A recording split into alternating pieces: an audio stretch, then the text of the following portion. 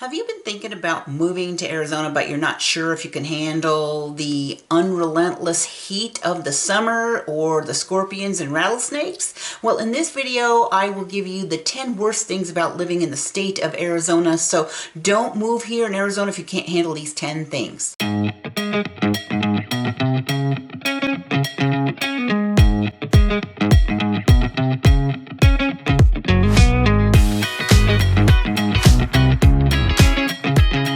My name is Dawn Dickinson and I am a realtor in the state of Arizona. I have lived in Arizona since 1970 and I have lived in lots of the towns: Phoenix, Gilbert, Chandler, Tempe, Mesa, Flagstaff, and I currently reside in Sedona, Arizona. I am a realtor and I sell real estate mostly in northern Arizona like Sedona, Verde Valley, Flagstaff, and Prescott, but I do occasionally sell in Phoenix, and I have several partners who work in Phoenix. So if you're considering moving to Arizona, feel free to give me a call, text, email if you want to talk about buying or selling a home. So let me begin with one of the most recent negative developments about living in Arizona. Arizona used to be a pretty economical place to live, a pretty decent cost of living, but in recent years the cost of living has gotten very high. Now, showing in Phoenix, we have a cost of living index of 113, which means it's about 13% higher than the national average. It actually seems a little higher than that to me. Maybe that number hasn't caught up. Where I live in Sedona, the cost of living index is over 140, meaning 40% higher than the national population or most cities in Arizona. But in Phoenix, it's about 113,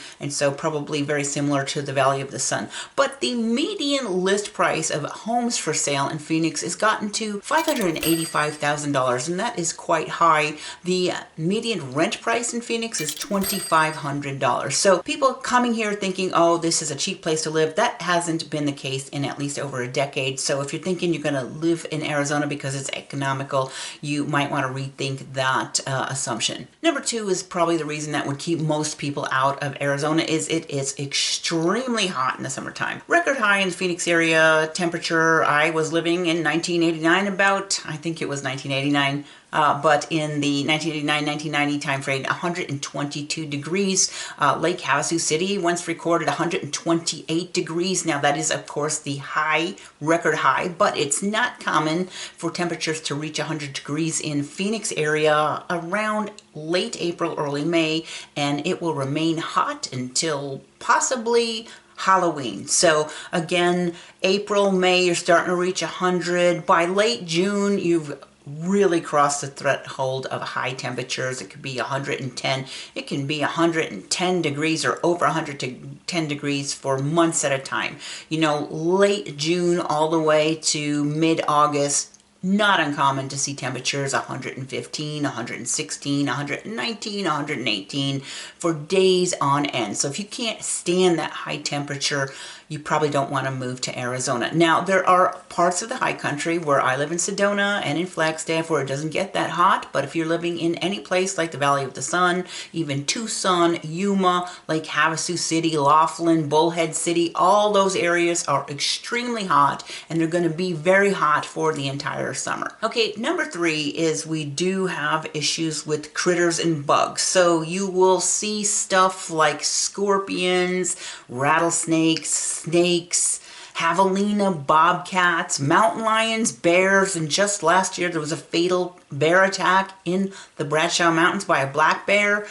You will see black widow spiders, pesky bugs, a lot of them in Phoenix now. I live in Sedona now. I've not seen that many scorpions. Actually, I haven't seen any scorpions since I live in Sedona, but when I lived in Phoenix, I got stung by scorpions several times. Once I put my foot in my shoe inside of my house and there was a scorpion inside and stung my foot. I did once have fun fall off of a lamp that was above me and land on me. That one didn't sting me. Once I picked up my daughter's geometry book and there was a scorpion under there, stung my hand. So scorpions, those are kind of nasty. They're probably not going to kill you, but very pesky and nasty. Again, I'm not seeing them so much now that I live in Sedona. I did not really see them very much when I lived in Flagstaff, but when I lived in Phoenix, scorpions were quite common. Often my neighbor would go out with a black light at night and look around the property and kill them because they glow in the black light. So scorpions, and then of course rattlesnakes.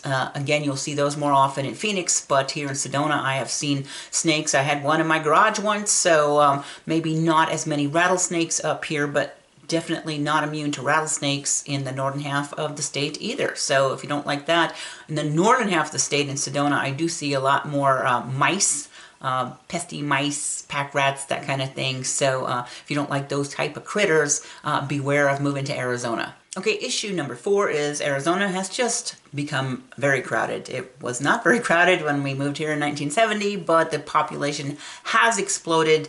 Lots of people migrating to the state. I think between 2021, 2022, there were about 300,000 people that moved in the state in that just 1 year. So that's giving you an example of how many people are moving into the state. The entire state has about 7.4 million people, and about 4.5 million of those people live in Maricopa County. So if you're moving to Phoenix, Gilbert, Chandler, Glendale, Peoria, crowded, people everywhere, and the freeways are jam-packed. Rush hour probably will last from, before 6 a.m. Might get a little bit of reprieve around 10 a.m. and then it's going to pick up again about 1:30, and it will be crowded on the highways all the way to the end of the day. So I joke around that rush hour is now the entire day in Phoenix.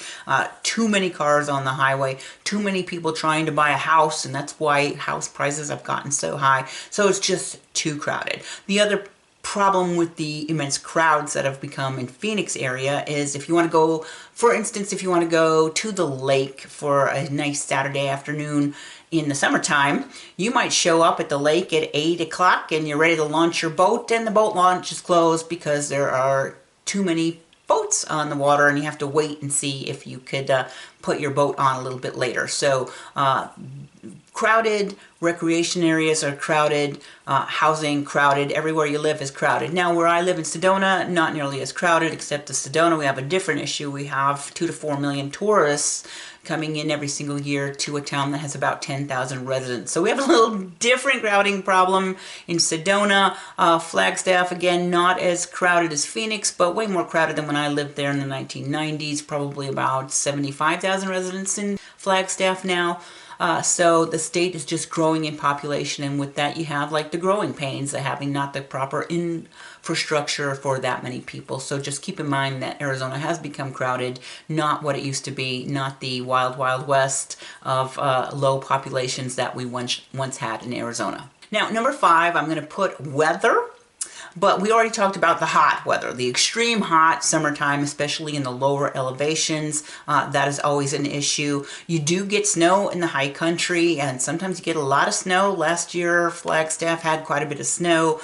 Typically, Flagstaff gets about 80 inches of snow, but occasionally we'll have years where you have much more than that. It could still snow. It's late April, but we could still get snow into May. So you do have monsoon season, what we call, which is basically around the mid of June. Usually it doesn't happen until like July, August, where you get heavy rain. So if you're thinking about like the Phoenix area might get 7 to 9 inches of rain per year. That's extremely low rainfall, higher in the higher elevations, of course, but it's possible that half of that rainfall will happen in the monsoon season, and if it's raining heavily, you can get flash floods.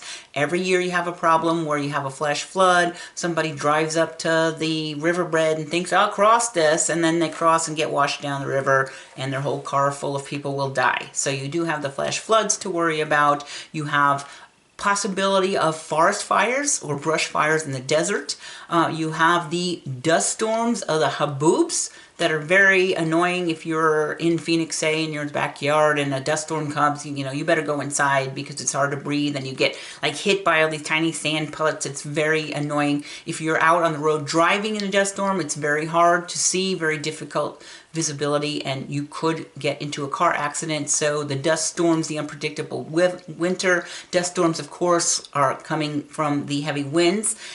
In the high country, we do get seasons like in April right now. It's kind of a windy season in Flagstaff or some places like Chino Valley. You could get heavy winds. So the weather, we do have those unique weather things that happen in Arizona.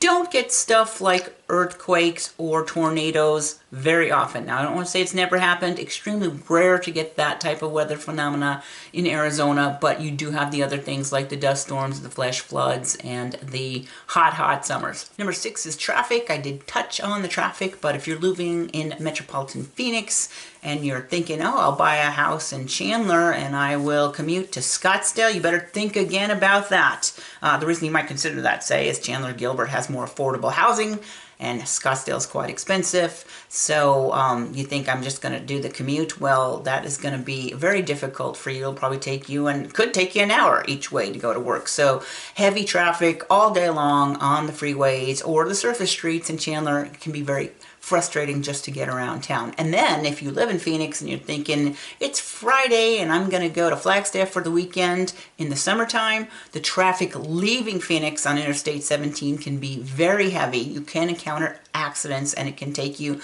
a long time to get out of town or to get back home on a Sunday afternoon if you're getting away for the weekend in the Valley of the Sun during the summer heavy vacation travel season.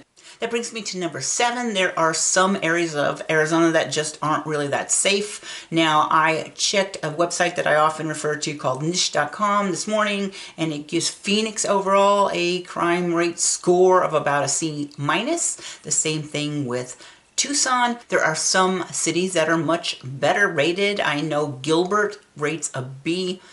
Places like Sedona are quite safe, but then there's places like Globe, very high crime rate. So you want to do your research if you're thinking of moving, of which states or which cities within the state are safer. Some are safer than others.